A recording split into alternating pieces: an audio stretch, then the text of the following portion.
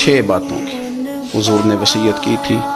سب سے پہلے حضور نے فرمایا تھا ابو ذر مسکینوں سے محبت کرتے رہنا۔ دوسرا نبی پاک صلی اللہ علیہ وسلم نے فرمایا تھا جب بھی دیکھنا نیچے والوں کو دیکھنا، اوپر والوں کو نہ دیکھنا، مالداروں جاگیرداروں پہ توجہ نہ کرنا، ذہن خراب ہوگا، نیچے دیکھنا، غریبوں کی طرف توجہ رکھنا۔ تیسرے نمبر پر نبی پاک صلی اللہ علیہ وسلم نے فرمایا تھا ہر حال میں حق بات کہنا اگرچہ وہ کڑوی ہو۔